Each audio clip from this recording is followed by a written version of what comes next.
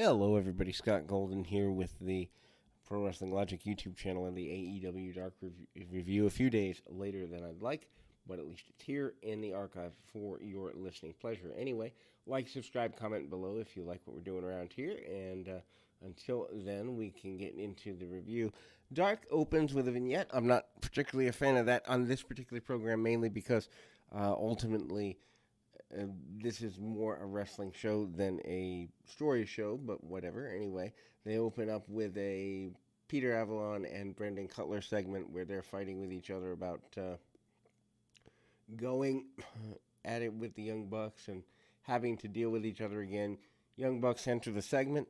They talk about that they are their opponents tonight, and they plug their book that's coming up before the end of the year, and they joke about their former time in TNA. Then we move on to the opening of the Dark program after Avalon and Cutler continue disagreeing with each other about everything under the sun.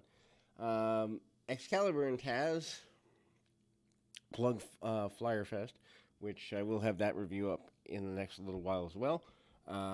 We open with Shawn Spears with Tully Blanchard versus Platinum Mike Caster. Basically, they're trying to establish that the loaded glove is a big thing for Spears. I'm not sure that gets over in 2020. It's a good try, but I don't really see where it's helpful. The glove is checked by the referee during the opening stages of the match, or before the match begins. That's good. Caster hits arm drags, and then there's a takedown by Spears. Spears worked him over for quite a bit. Back suplex is the high point of this particular exchange. Caster gets a cradle for a 2 count, and that kind of comes out of nowhere. They go to the finish, and that is the C4 by Spears for the pin. Spears goes to the stage, loads the glove, comes back, knocks out his opponent, and that's that. Move on to Lance Archer with Jake Roberts versus Pineapple Pete. I still don't particularly care for the Pineapple Pete name, but whatever, that's their deal. And Archer attacks Pete early, and before he even gets in the ring, attacks him during his entrance. Pete comes back by sending Archer into Roberts on the stage. Roberts does not leave his feet, however. Pete gets some early offense with an enziguri. Archer rolls to the outside, and Janela distracts Archer from the crowd. Pete goes for a suicide dive. Archer catches him and hits a choke slam on the apron. Youch. Archer hits a springboard swanton for near fall. Guy that big shouldn't be doing that move, but anyway. Continues working over Pete with power moves for quite a bit. Archer then goes for the blackout. Pete escapes. Pete gets a small comeback, gets cut off. Archer hits the blackout, and then the Everybody Dies claw. Archer goes after him post the match, and Janela runs in with a leaf blower. Yes, a leaf blower, to make his Flyer Fest adversary run away. Ricky Starks defeats Griff Garrison. Garrison's got potential, but he needs a little more seasoning in there. Starks was one of the standouts of the NWA, and it's sad to see him leave that organization should they continue to run events post-pandemic. But Garrison trips on a early spot. Starks hits a leapfrog and a really nice drop kick. Hits some strikes in the corner and a missile drop kick off the second rope. They trade some chops. Starks hits a misdirection spear for the win. Good win for Ricky Starks. Hope they do something with him. I think he's got a lot of talent and potential. he might be a guy that you throw in a tag team with a guy that needs a little something extra. I think Starks can help someone elevate if it's the right person. Anyway, Scorpio Sky and Brady Pierce, another showcase for Sky. Pierce shoves Sky at the opening bell. Sky is not impressed with this, using wrist locks and other things to get a near fall. Sky does amateur stuff and then comes back with a drop kick. Sky uses a 3/4 Nelson cradle, a shoulder block. Somehow Pierce gets hit in the mouth. He's bleeding from the mouth. Does not factor into the match, however.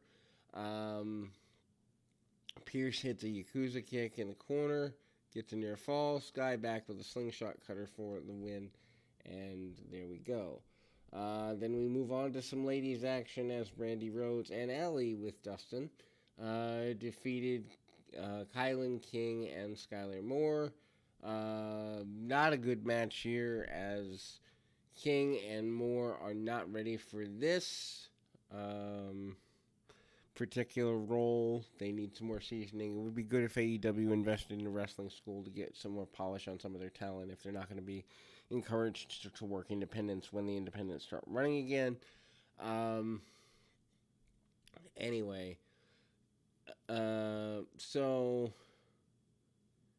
Justin Roberts introduces them as the Nightmare Sisters, that them being Brandy and Allie.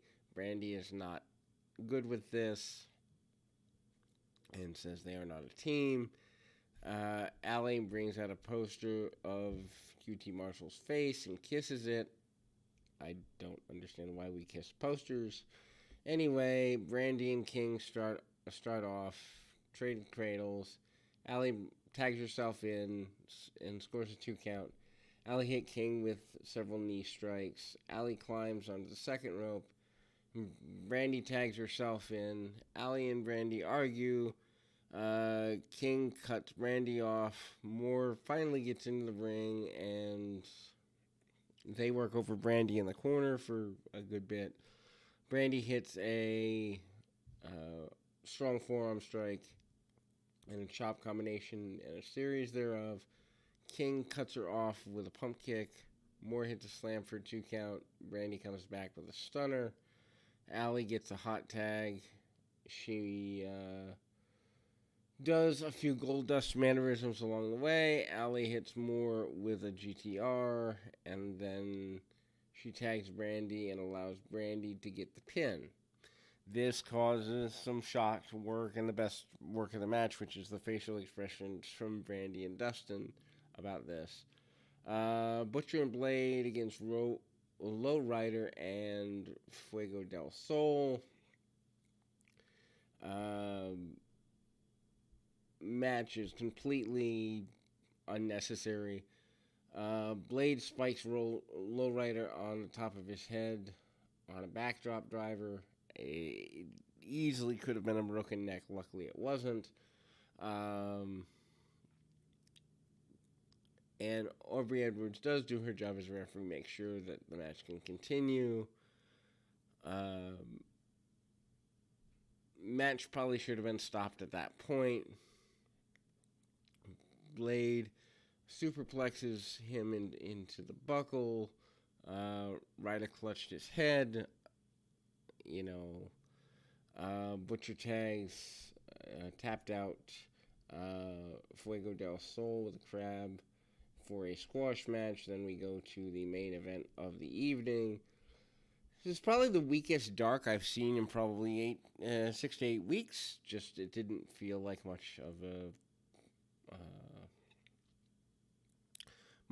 of a show, even though it's an internet show and it's marketed to a completely different audience. I just didn't feel that you had to see this to keep up with what was going on in AEW, and there are darks where seeing it does make a difference. Anyway, Matt and Cutler begin. Good exchange. Nick tags in. Cutler refuses to tag out to Avalon. Nick nails a springboard attack onto the stage. Bucks go after Cutler. Avalon gets some offense from the apron. Cutler's upset that he cheats. They argue. Matt tags Nick, and they hit some double teams. Avalon and Matt end up the legal men there. And then Matt hits a spear. Nick tags in, hits a running knee for a near fall. I hate the fact that running knees aren't finishes 8 out of 10 times. If this were MMA, if this were a real fight, someone hits you with a running knee, you're going to go down. You're 3 seconds, no problem. So I'm not a fan of that. Anyway, Cutler hits a high cross on Matt for near fall. Avalon and Cutler argue. Nick recovers on the floor.